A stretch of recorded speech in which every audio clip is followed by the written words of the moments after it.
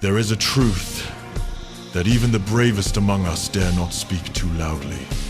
A truth wrapped in silence, buried beneath reverence and ritual. The truth of the Forgefather'S curse. You will not find it written in the tome of fire, nor etched upon the walls of the forges of Nocturne. It lives in the glances exchanged between old warriors when the forge grows quiet. It breathes in the smoke that rises when sacred metal cools too soon. It is the weight carried by every Forgefather since the first bore that sacred name, and it is a weight that no soul can bear unchanged. You see, brothers, we call the Forgefather the living hand of Vulcan, the chosen vessel of the Promethean flame. He is our guide, our smith, our penitent wanderer. Yet for all the reverence we give him, there is sorrow behind his eyes. I have seen it. I have seen it burn, hidden behind the emerald glow of helm and visor. He carries a fire that none can share, and it is slowly devouring him. We tell the initiates that the Forgefather's task is holy, to seek out the 9 relics of Vulcan scattered across the stars, to restore them to the chapter, and through them, to draw closer to our Father's return. But that is only the surface. The truth, the curse, lies beneath. For each relic found does not simply bless the bearer. It takes from him something vital, a fragment of his spirit, a spark of his humanity. The relics remember Vulcan's sorrow, and in remembering, they demand payment in kind. The spear burns the hand that wields it. The gauntlet crushes the will that dares to wear it. The hammer hums with power enough to shake the stars. Yet each blow echoes with the sound of something breaking inside the bearer's soul. By the time the Forgefather holds them all, he is more flame than flesh. And flame, my brothers, consumes what it touches. When I was young, I believed the curse to be superstition, an echo of our chaplain's cautionary tales.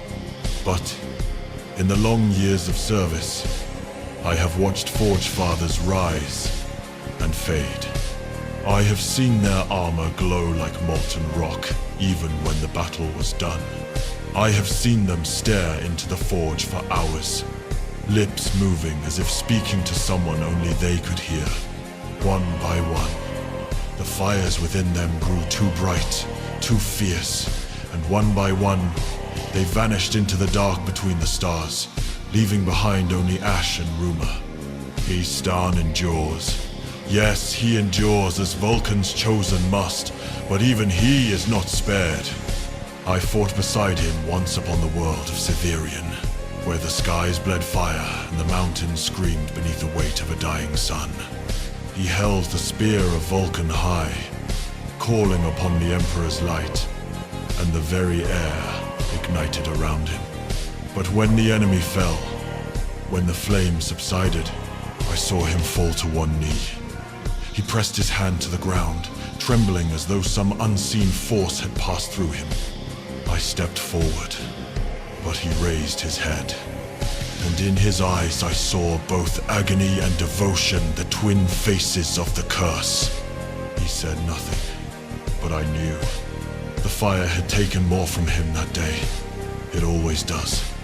It is said that Vulcan himself forged the curse upon his anvil, not as punishment, but as reminder. He gave his sons compassion, strength, the will to protect virtues rare among the Adeptus Astartes. But he also knew that compassion is pain's companion, and that to carry the fire of mercy is to be burned by it. The Forgefather embodies that truth. He carries Vulcan's sorrow so that we may carry his light. Some call it a burden too great for one being. Others say it is a test. I call it the inevitable end of all who walk too close to the flame. When Heston speaks, his words are heavy. Not the heaviness of authority, the heaviness of memory. I have heard him whisper the names of worlds long dead, of brothers long fallen. Sometimes he forgets that he speaks aloud. his voice like embers caught in a draught.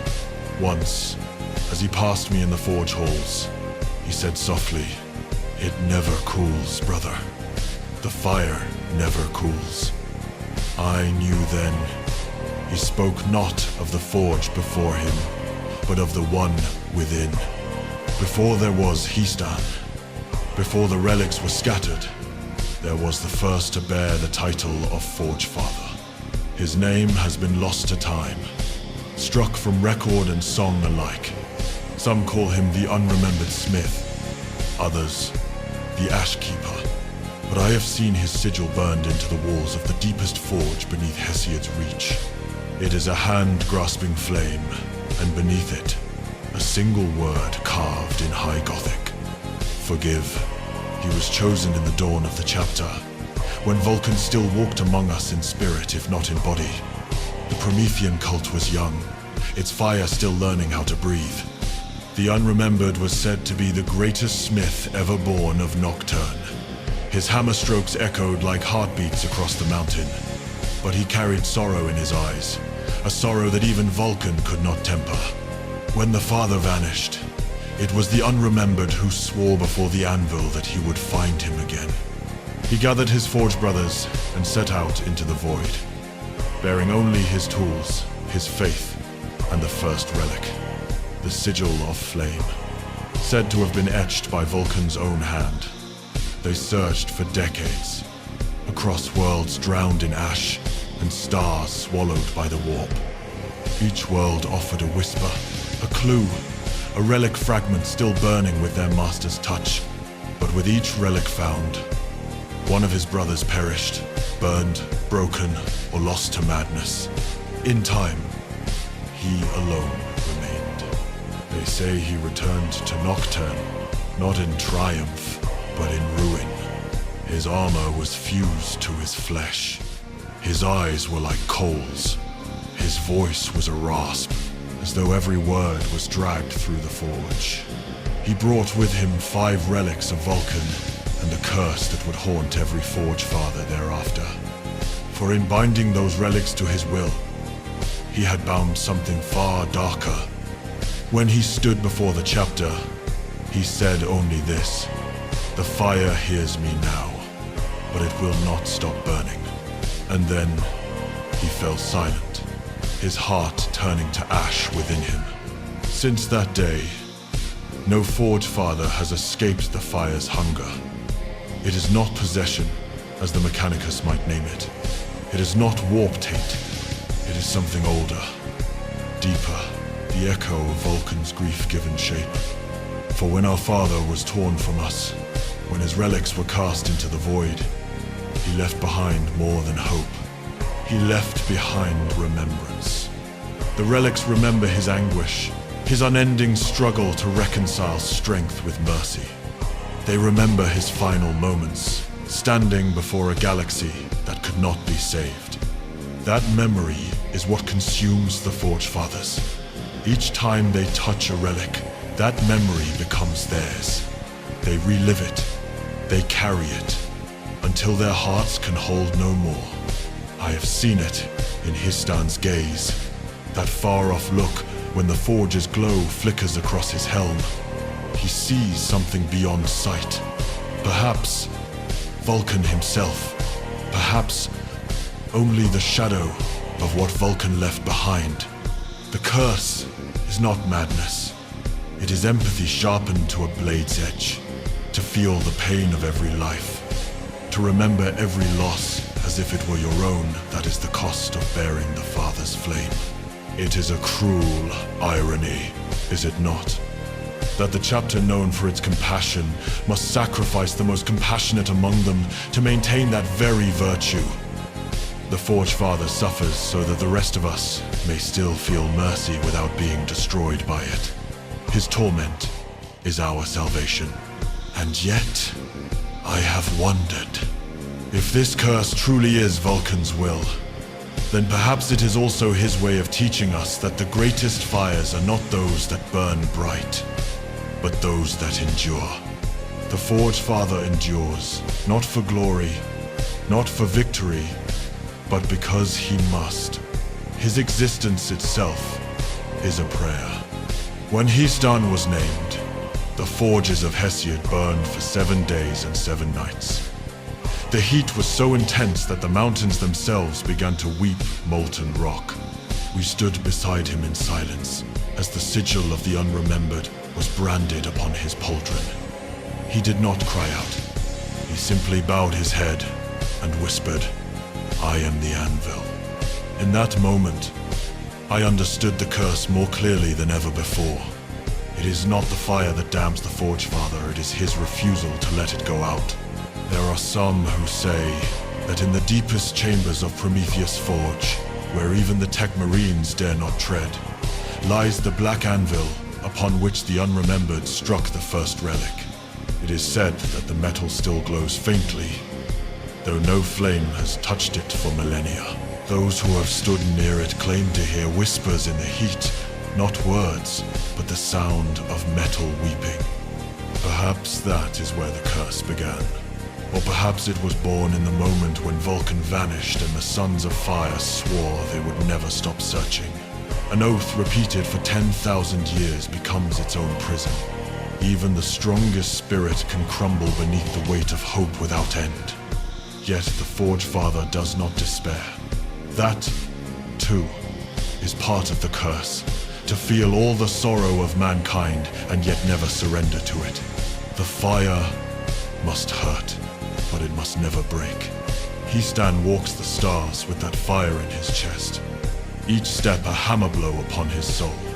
He carries not only relics, but the memory of those who bore them before him, their triumphs, their failures, their deaths. Each Forgefather adds his own verse to the unending dirge of the Promethean flame. And though the galaxy forgets their names, the fire remembers. It always remembers. The Forgefather dreams. He dreams of the Father, always. Of a figure wreathed in light too bright for mortal sight, standing upon the edge of a chasm that has no end.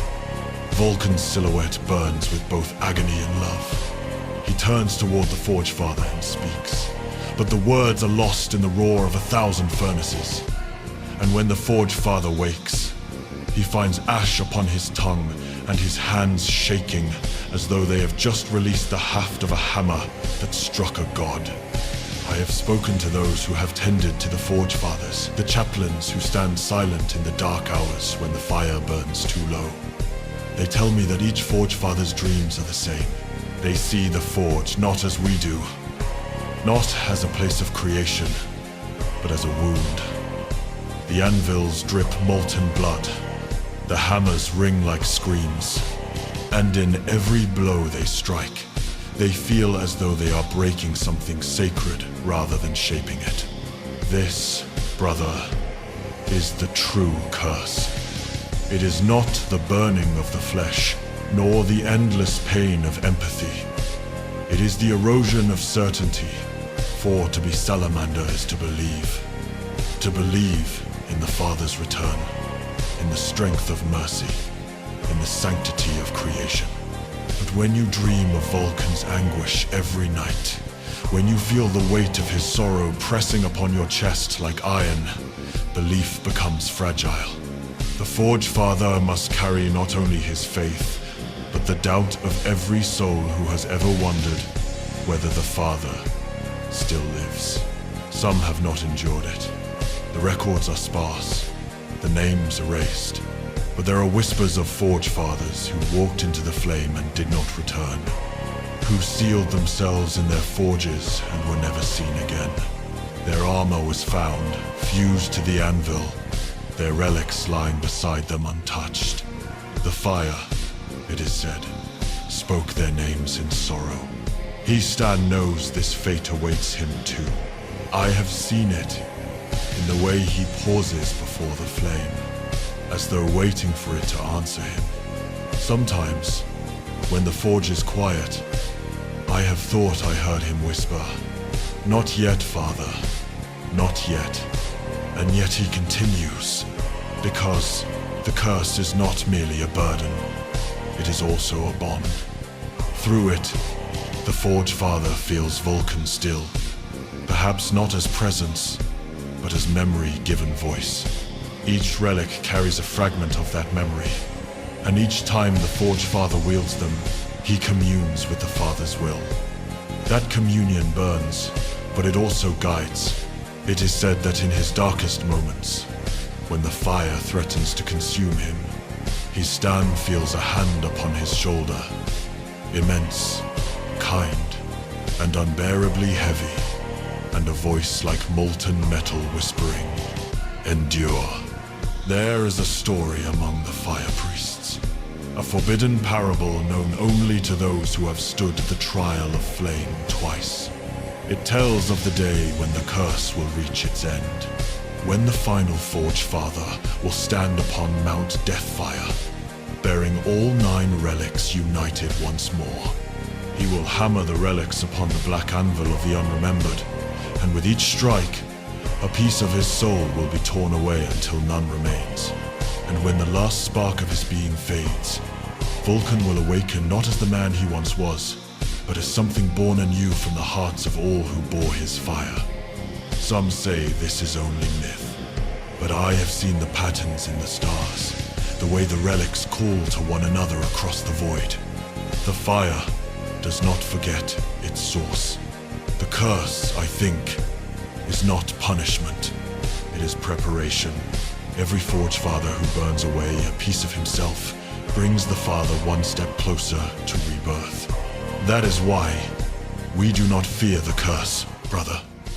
We revere it. To burn for Vulcan is to live as he lived, selflessly, endlessly, fiercely. The pain, the sorrow, the doubt, they are the hammer strokes that temper our souls. The Forgefather is the living anvil upon which the will of Vulcan is reforged again and again, until the day the fire is whole. And when that day comes, when the last Forgefather's fire goes out, we believe the stars themselves will flare in answer. The Forge worlds will ignite in silent tribute. The void will tremble with the sound of 1,000,000 hammers striking as one. And from that sound, from that light, Vulcan will rise. He will not come to lead us. He will not come to conquer. He will come to forgive. For that is the final mercy of the Forgefather's curse. It teaches us that the fire that destroys can also heal, if one has the strength to bear it long enough. So remember this, brother. When you see He-Stan walk into the flame without flinching, when you watch him raise a hammer that feels too heavy even for a son of Vulcan, you are not seeing a man defy pain. You are seeing a man become the pain, and yet still shape it into hope. The Forgefather's curse is the Salamander's greatest sorrow, and their greatest proof that the fire, no matter how cruel, still loves what it burns. The fire is never silent, brother. Even when we stand upon the coldest worlds, when the void itself seems to swallow all warmth, the fire whispers. It speaks in the pulse of our hearts, in the rasp of breath inside our armor, in the thunder of our hammers. It says one thing, over and over, endure. That is the creed of the Forgefather. That is the essence of the curse. To endure what others could not. To carry the weight no mortal soul should bear. To look upon the endless dark and answer with light. When I first took the oath of the Forge, I did not understand what it meant to serve the Father's flame. I thought it was strength and skill and valor. I thought the hammer was power and the anvil duty. But I have learned that it is pain that shapes us truest. Pain and the will to rise from it. That is the secret at the heart of the curse. That it is not truly a curse at all, but a gift too vast for comfort. He-Stan carries that truth with every breath. Each blow of his hammer is an act of faith. Each wound upon his soul, a sacrifice offered to the promise that one day Vulcan will return. I have seen his eyes, weary yet burning, and I know he believes. Even when the weight of the galaxy would crush him, even when the relics cry out in silence, he believes. And so must we, for the fire tests us all. It consumes our pride, our fear, our weakness. It strips us to our essence. But what remains, what endures, is the soul that will not break. The soul that burns and burns and still dares to create. That is why we forge. That is why we fight.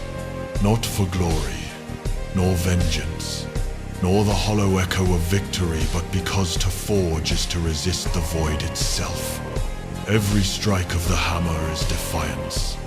Every spark is a promise. One day, when the last Forgefather falls, when the final relic is found, and the last ember fades upon Nocturne's horizon, we will remember his name. We will remember Histan, and those who bore the curse before him, and we will whisper the only prayer that matters. Fire endures. Fire redeems. Fire remembers. The curse will end where it began in flame, but not the flame of destruction, the flame of return. When that moment comes, and the Father awakens, he will not ask us what we have won, but what we have kept. Have we kept the fire? Have we kept our mercy? Have we kept the light alive in a universe that longed to see it die? If we can answer yes, then the curse was never in vain. So hold the flame close, brother. Do not fear the heat. Let it sear your doubt, harden your heart, temper your will. Let it make of you not merely a weapon, but a forge through which others may find light. And when you stand before the anvil, when the hammer feels too heavy, remember the words of Vulcan. Through the fire, we are made. Go now, brother. The forge waits. The flame calls. We will speak again when the embers rise and the stars burn low.